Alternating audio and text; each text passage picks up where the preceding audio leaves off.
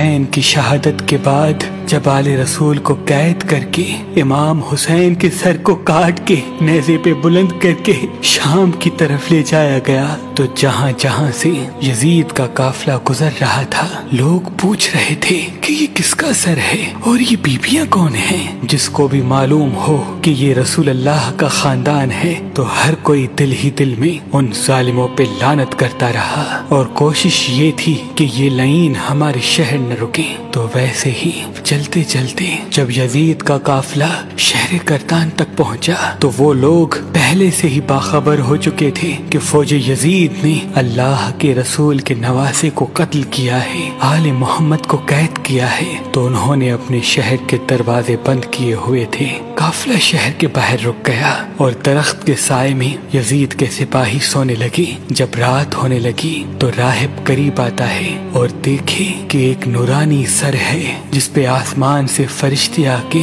سلام کر رہے ہیں اور وہ سر قرآن کی تلاوت کر رہا ہے۔ جیسے ہی واپس اپنے گھر جائے پوری رات سوچنے لگا کہ یہ کسی مقدس ہستی کا سر ہے۔ بس فوراً صبح آ کے سپاہیوں سے پوچھنے لگا کہ یہ کس ہستی کا سر ہے۔ فوج یزید نے کہا کہ یہ حسین ابن علی کا سر ہے۔ تو اس نے پوچھا کون حسین؟ اتنے میں شمر کہنے لگا حسین فاطمہ کا بیٹا، محمد کا نواسا۔ وہ چیخ کے زمین پہ بیٹھ گیا اور کہنے لگا کتنے بدبخت ہو، اپنے رسول کے نواسے کو ہی قتل کر دیا، اور یہ عورتیں کون ہیں؟ شمر کہنے لگا یہ رسول اللہ کی نواسیاں ہیں، بیٹیاں ہیں۔ وہ رو رو کے کہنے لگا اے شمر مجھے اس مقدس سر کو ایک رات کے لیے دے دو۔ شمر کہنے لگا یہ قافلہ شام جا کے رکے گا کیونکہ ہمیں یزید سے بہت بڑا انعام ملنا ہے۔ راہب نے کہا میرے پاس 10,000 درہم ہے، اگر ایک رات کے لیے سر دے دو تو وہ میں تمہیں دے دوں گا۔ سب آپس میں صلاح مشورہ کرنے کے بعد اس بات تک آ پہنچے کہ ایک رات اور رکتے ہیں۔ بالآخر ان ظالموں کو 10,000 درہم دے کے راہب امام حسین علیہ السلام کا سر لے کے اپنے گھر آ گیا اور ایک پتھر پہ آ کے اس سر کو رکھا اور زاروں قطار رونے لگا۔ اتنے میں امام حسین علیہ السلام کے سر سے آواز آئی اے راہب یاد کر جب تو اولاد کی دعا کروانے کے لیے میرے نانا کے پاس آیا تھا اور تمہارے مقدر میں اولاد نہیں تھا، میں نے اللہ سے دعا کی، اللہ نے تجھے 7 بیٹے عطا کر دیے اور تم نے کہا تھا کہ ایک مرتبہ میرے گھر آنا۔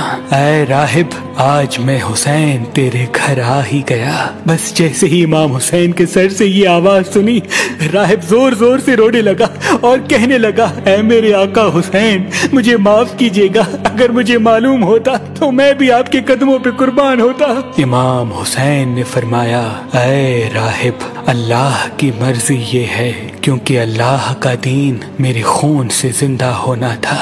پوری رات وہ مولا حسین کے سر سے گفتگو کرنے لگا۔ جب صبح کا وقت قریب آیا تو راہب نے سوچا کہ میں مولا حسین کا سر واپس کیسے کروں۔ تاریخ نے لکھا وہ جو 7 بیٹے امام حسین کی دعا سے ملے تھے ان میں سے ایک بیٹے کا سر قلم کر کے شمر کے پاس لے گیا۔ شمر نے جیسے ہی سر کھول کے دیکھا تو کہنے لگا یہ حسین کا سر نہیں۔ وہ واپس آیا، دوسرے بیٹے کا سر قلم کیا، انہوں نے وہ دیکھا، پھر کہا یہ حسین کا سر نہیں۔ ایسے کرتے کرتے راہب نے امام حسین کے عشق میں اپنے 7 بیٹے قربان کر دیے۔ جب آخری بیٹے کا سر شمر نے دیکھ کے یہ کہہ دیا کہ اے راہب تو وعدہ خلافی کر رہا ہے، اگر حسین کا سر نہیں دیا تو ہم تیرے پورے خاندان کو قتل کر دیں گے۔ بس جیسے ہی واپس اپنے گھر پہنچا تو امام حسین کے سر سے آواز آنے لگی اے راہب اپنے سارے بیٹوں کے سر ان کے جسم کے ساتھ رکھو، اللہ کے کرم سے